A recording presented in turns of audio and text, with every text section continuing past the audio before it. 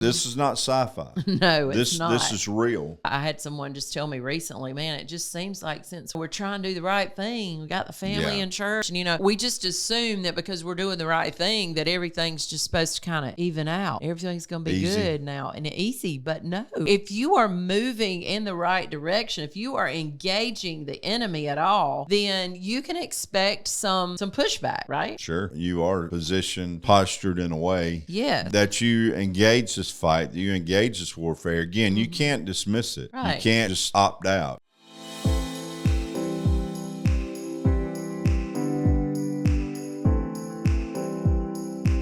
Your home, it matters. You're there to make a difference. All right, it's time for Home Matters. Let's do this thing. Yeah. Hey. Okay. Glad you joined us today. We I'm are. Eric. This is Gena. That's right. Beach Springs Church. I like your shirt. Yep, I like that shirt. I messed mine up. It's great people. I messed my shirt up. This kind? Yeah, I tried to iron right on top of that and spread my white across the front. So You should know better. I need another one. Yeah. You're going to like this podcast today. Well, let me back up. It's not about sex or nothing like that, but I still think you're going to like it. Why do you say that? I'm just aggravating you. You're not. He's amazing in all kind of ways. Oh, come on now. I'm not. This is about fighting. Oh yeah, I like a good fight. See, you like a good fight. I was trying to find my scripture here. Ultimate fighting. How many of you love that mixed martial arts stuff? I know some guys I don't like that. I don't like that. Too much blood. I think I know where we're going. Then I would say that more than likely we're talking about fighting from our and for our. Yeah, for your family, homes. For your home, for your kids, for your marriage. It's good. Because, whether you realize it or not, I think it's very clear from the word. I think it's even clear if you look in culture and see what's going on, that we're in a war for family. We're in a war for homes. And I think, Eric and I have done Home Matters and made this our focus as a part of our ministry for decades now, because we realize that the enemy hates family. I mean, the devil hates family. Yeah. He hates what it stands for. And his attack on it is priority, I think, because if he can tear down the fabric of a family, man. Yeah, I think you asked the why. I mean, when you say that, the why does he hate it? Why does he hate it? Yeah, because it represents. It is a place for the perpetuation. Yeah, of life. Of humankind, of human beings. It is the place, the family unit is the place where that is nurtured, that where people are created. Can I say it that way? Conceived, that we are creative as human beings. We're not creators, but we're creative. And in that place where out of our homes, out of our families, we see it from the beginning in Genesis 1. We talk about it along the way that, that we're created in the image of God, male and female. From the beginning, that unit became a family. Yes. Out of that, they're to establish authority, have dominion, rule in the earth, be productive in the earth. All of that we talk about. But again, if you say, well, why does the enemy hate family so much? The answer is really simple. It's right there. Yeah. Because that's the place that God intended, the place that perpetually would establish his rule in the earth. Right. From the family unit. Yes, and the fact that the marriage union is supposed to represent the love of Christ for his church, Ephesians 5. Right. Anything the enemy can do to tear that down. Just the idea, we share this so many times, that strong families build strong churches, it builds strong communities. Right. And if you look at that whole thing backwards, the breakdown of the family, it affects all of that. It affects our churches. It affects our community. It affects our schools. It affects everything.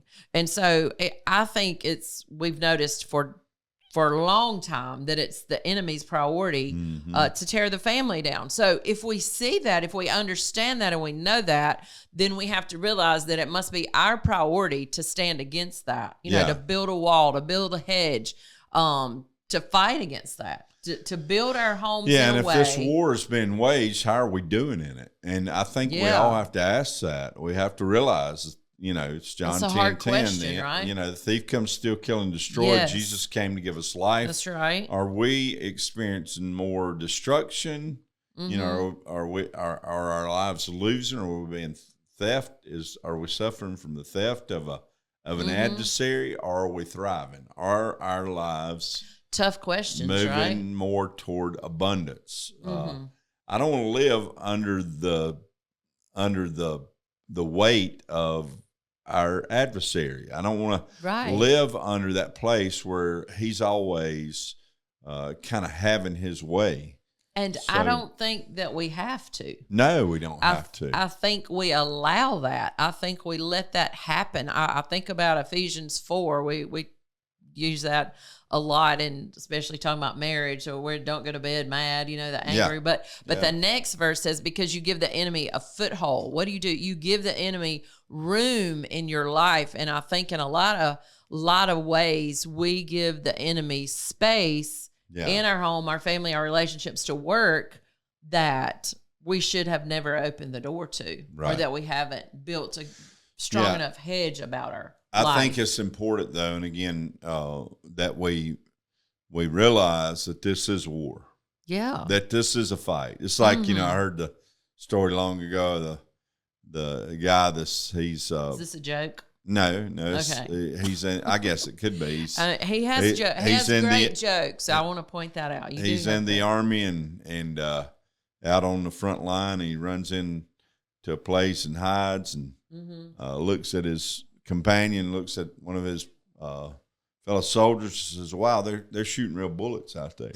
That's true. You know, and it's, you know, when you're in war, joke, it's not a game. Right. You're in a genuine fight, and I think we have to take to heart the reality that you are in a fight, that you have an adversary. I told some guys the other day, if you could just see what's going on above you, you know, if you could see every entity and spiritual entity that is at work around you, it probably scare us to death, frighten us. But the reality is we don't see all of that. But one thing we know, according to Scripture, is there is this opposition that surrounds us. So I want us to go. I want us to go to that passage of Scripture that we'd read earlier. And you want me to read in Ephesians? Yeah. Ephesians 6. Ephesians 6. Yeah. Yes. Verse 10. Be strong in the Lord and his mighty power. Talks about putting on the armor of God. Verse 12 says, for we are not fighting against flesh and blood enemies. Right. Yeah, but against evil rulers, authorities, this is what you were talking about, of the unseen world, against mighty powers in this dark world, and against evil spirits in heavenly places. Yeah. I mean, so the word is plain. Again, you said it, John 10:10. This is why the enemies come, steal, kill, and destroy. We're told you're in a battle, you're in a fight, you're in a war. And this is in the same chapter where earlier they've talked about family relationships, children, right? Children and fathers. But then it goes into talking about putting on our armor and being prepared for the battle, for the war, for a fight. Yeah. I want everybody to know that regardless of where you're at, you cannot deny the fact that there's an adversary. He don't like you. That's right. And if you're moving in the moving in the right direction, he's going to oppose you. I think that's so important. What you just said, just in talking to families, I had someone just tell me recently, man, it just seems like since we're trying to do the right thing. We got the family in church, and that we just assume that because we're doing the right thing, that everything's just supposed to kind of even out. Everything's going to be good now and easy. But no, if you are moving in the right direction, if you are engaging the enemy at all, then you can expect some pushback, right? Sure. I mean, you can expect that, but again, you said if we could see everything that's going on, it could shake us in our shoes. But I feel like as believers, when we realize, man, there's so much that is fighting for me too. Right. There's so much strength that we have that has been given to us, that is available to us if we'll engage it, right? Mm-hmm. That we don't have to fight as if we're on the back of our heels all the time. Right, and making sure that you are positioned, postured in a way that you engage this fight, that you engage this warfare. Again, you can't dismiss it. Right. You can't just opt out. You are in this fight. That's true. And I want to encourage you today. Or just kind of conveniently forget about it. Yeah. Right. I think we do that. We're just trying to, get to Friday, get to the weekend. I mean, that's where people live a lot of times, not realizing that there's an assault going on all the time. And again, to encourage people to realize, man, there are principalities, there are powers, even in the heavenlies, that are always at work, ultimately to snuff out human life. Yes. To destroy all of God's creation. That's the purpose in their work. That's so again, we realize that and we face that. And when we begin to take the right posture toward that, that's when we begin to see that yes, we are overcomers. We are more than conquerors. That's right. It says in Romans 8 that if God's for us, who can be against us? And sometimes I think that takes extremes. I know that one of the things I think that I think causes us not to be as attentive or aware is I think that sometimes the war that we're in, I think that people sensationalize it. They sensationalize the devil. They sensationalize demonic activity and almost make it like it's some sci-fi. This is not sci-fi. No, it's not. This is real. Yeah. And there's a great book out there. We have our guys read it to go through some of our discipleship models. The name of it's Reclaiming Surrendered Ground. And he talks about a lot in there. He talks about how easy it is for us to give access or give legal authority for the enemy to wreak havoc in our life. And again, he said, I feel like it's easy enough, the attack sometimes, just to kind of sit back and let it happen without us opening the door to the enemy, so to speak. Right. Yeah, it's enough of a fight without me just saying, okay, just. Yeah. But again, it's that posture we take. Yeah. It's kind of like you can be run over all your life. But sooner or later, I mean, if you think about it in the natural, people can run over you all your life, or sooner or later you turn. Stand up. Yeah, you turn and take a stand. You can be bullied the rest of your days, but, it's kind of like you've heard it said before, if you ever turn back and you ever, the best way to sometimes rid a bully is let him know you'll stand up to him. And you be the bully? Yeah. I think growing up, as one of four boys, we saw a lot of that. Maybe I was the bully at times, but I was bullied a lot, You were the baby of the four, so. Yeah, there's a lot of older guys around, but I was bullied a lot. But you know what? It put something in me in terms of a determination and a fight. That's why I said you would like this conversation today. Yeah. But again, I had to stand up. It was either that or be the doormat to everybody. And I had to fight back, and I had to, and out of that, there came a strength and a stamina, a determination, a fight. Yeah. And I'm saying that I think that we have to get to that point in the spirit that we've been pushed around long enough. Yeah. Our families have been attacked long enough. We've been beaten down long enough. Yeah. And you can continue to, like you said, you can continue to blame it on somebody. Yeah. So if it wasn't for her mama or wasn't for her daddy or if it wasn't for this or that. But you better remember what Paul said. It's really not the flesh and blood you're up against. That's right.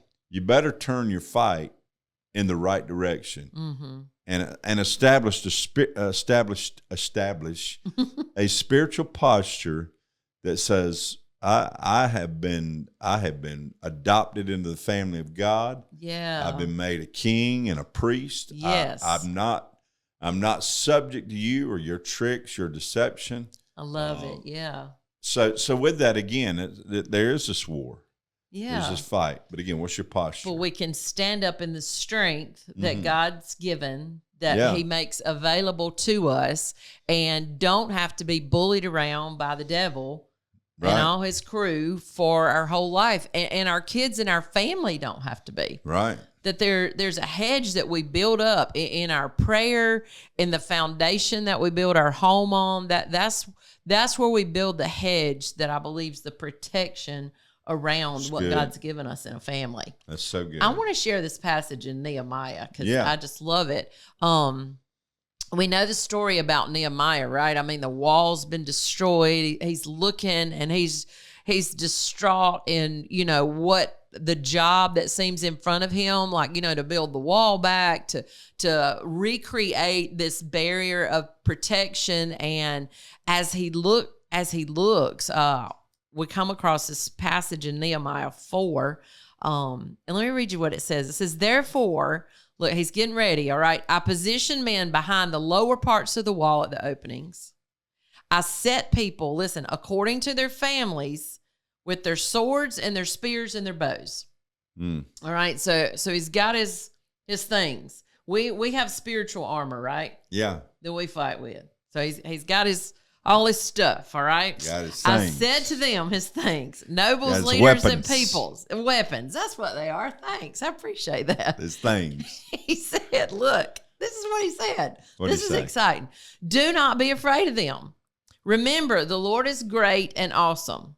Listen, fight for your brothers, fight for your sons, your daughters, your wives, and your houses.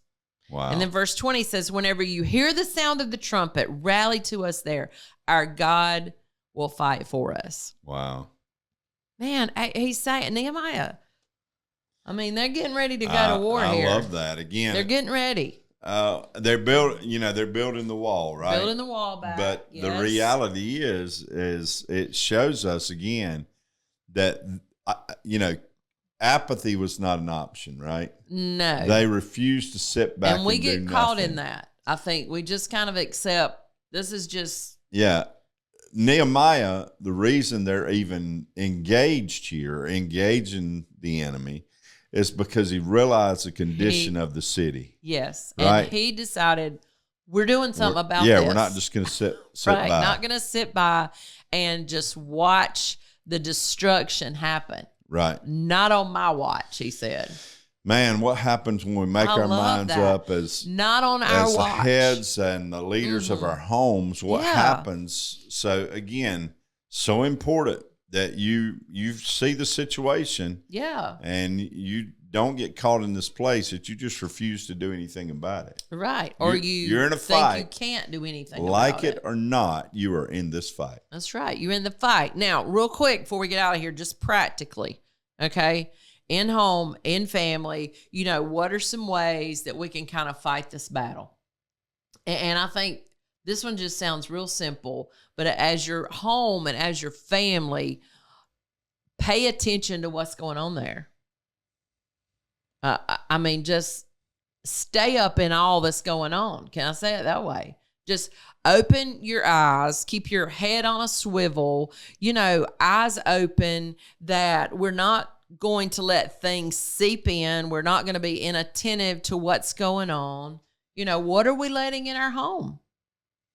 I'm too tired. You too tired to deal with it?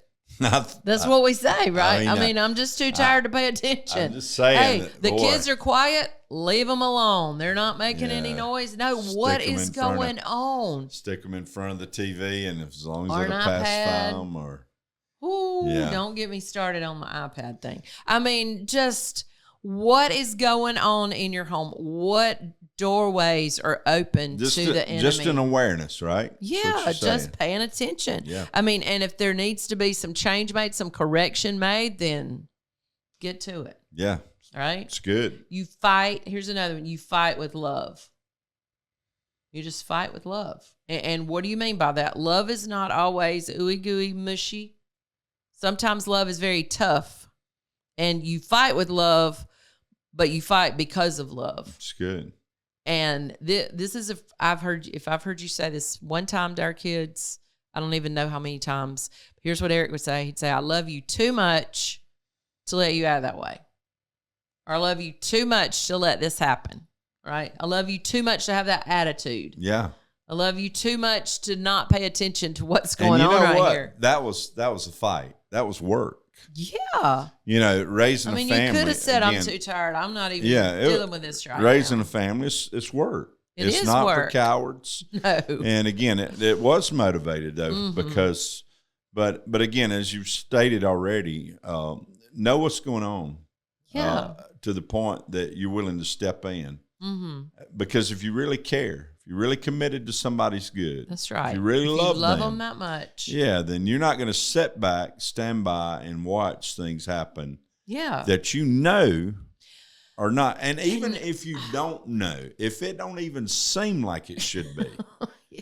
I mean, I could really go off here, and I know we're getting close to the end, but if it seems like it may be wrong, confront it and put it where it needs to be. Yeah. And that's more than likely out the door. Yeah. It's like I've seen somebody open the door one time and said, devil, get out. And he's not talking to somebody. He's talking about do that. And I got to say this, in the culture we're living in, sometimes we have what real love is so messed up. Yeah. We just love them, so we just going to love them. Just going to love them through it. No, we're going to do something about it in the middle of it because I love you so much. Love is tough. Apathetic. Yes. Pansy kind of love. It's sickening. We have opened the door to the devil. Wreaking havoc, yes. And created a highway to hell because we're not willing to stand up and say, I'm not going to have that in my house. That's right. Well, I was talking the other day. I said, I was extreme at times raising our kids when they were younger. As they get older and understand a little more, you can give some wider parameters. But at the same time, you still keep it tight. But we're talking, my daughter was saying, I got in the car one day after she'd started driving. I remember the car, but I don't remember this incident necessarily. But she said there was certain music playing on the radio, and I told her, I said, I'll rip that stereo out of this car, and you won't have a radio if I get in this car and ever hear that again. And she remembered that. That's right. That was extreme, but I meant that we're not a lot of secular music, a lot of the stuff that we just kind of not funneling that mess into the atmosphere. But we play patty cake with the devil. Let me just be real. Yeah. Spiritual here. We play patty cake with the devil sometime thinking he's going to be our friend. And you say, well, I don't know. Listen, watch what you open the door to. That's right. It can show up as Mickey Mouse. And it looks very, it's very unharmful.